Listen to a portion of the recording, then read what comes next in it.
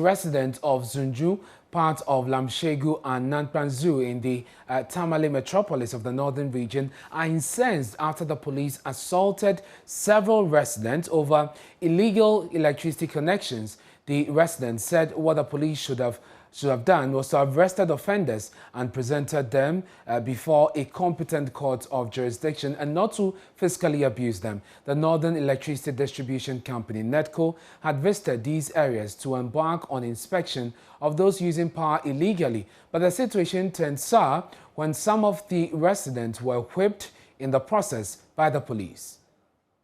You don't want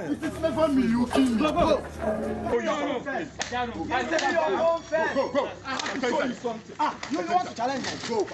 Why? Why do you want to challenge? You see what I have to show you something. You don't have to start anything. You are listening, we are asking you, you are saying something. Go. No, I said I want to show you something.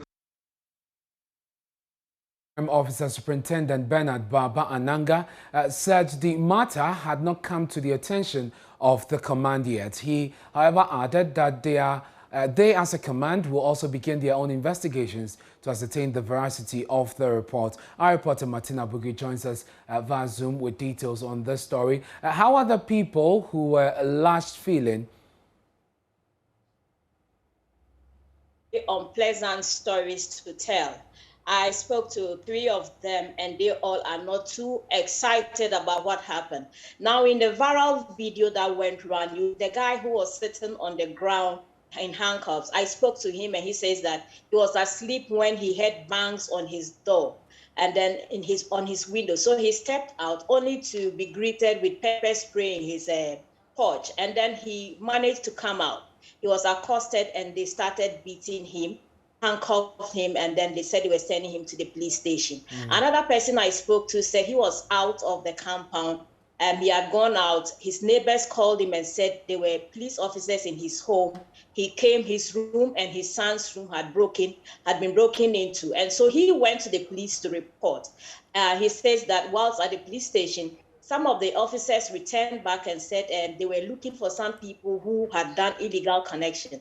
And they pointed to him and they detained him until around 7, where the assemblyman for the area came and sought bail for him. He said the third person said he was holding his mobile phone. He was accused of trying to call somebody, and for that reason he was beaten. And so these are some of the stories they told me happened yesterday when the team came around to go through those who had connected power illegally in the neighborhood. You have mentioned that one of them has been granted bail following the intervention of the assemblyman. What of the others? Are they also out of police custody or they remain there?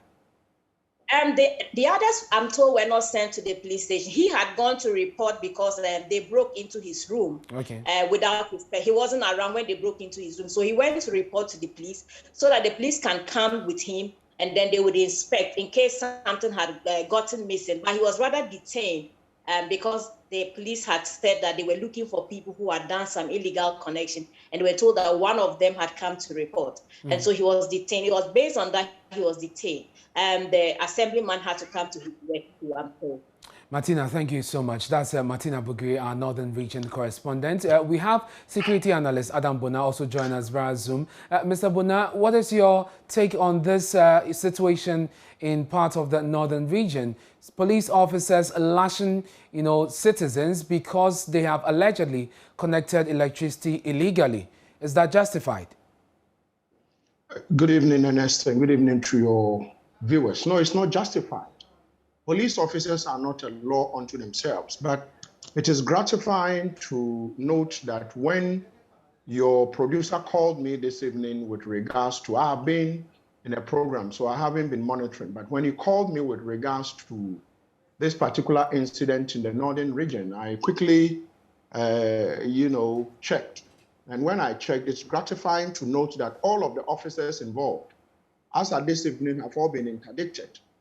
And so I am sure probably by tomorrow morning thereabout, the police in the region would let us know the action they have taken. And it's also to say, when I checked from very credible sources, police sources in the region, that after their interdiction, they've been passed on to the regional crime commander to investigate them, and if they are found, to be guilty of any assault of a sort, they will be put before court.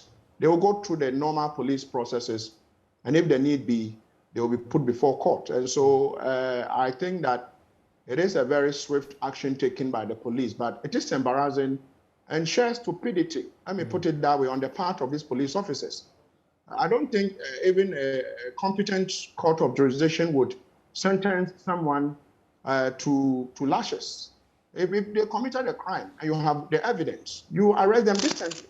But to put them in this inhuman treatment, embarrass them before everybody, whip them, I think that maybe they are not aware of the era of policing they find themselves. So this is the information I picked when your producer called me. Okay. I needed to quickly check, as I usually do, before coming onto your network. Sure, and indeed, just before we actually came on, we checked with the police. They had told us, they had told our colleagues on the ground, indeed my producer, that they were investigating the matter. So thank you for the intel. We'll follow up on that and hopefully get some update. But then, usually with such operations, you have the various agencies applying to the police for support.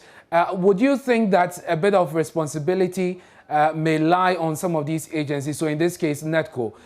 Could it be as a result of instructions given them, either through their commanders directly or by the persons from these agencies?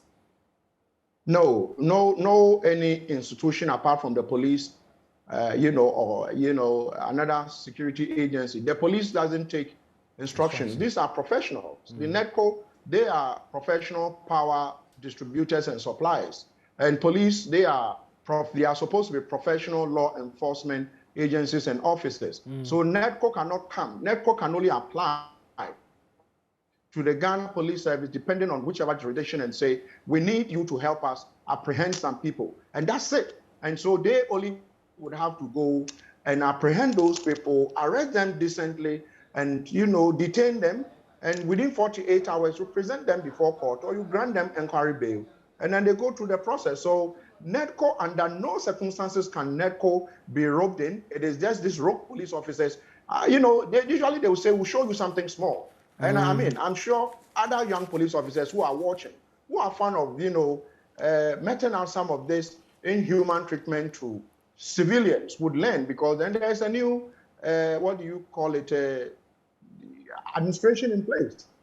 If the so-called powerful people themselves are getting detained, then I don't think young police officers and the like should take the current administration, for granted. Thank you very much. That's security analyst Adam Bona joining us on that story.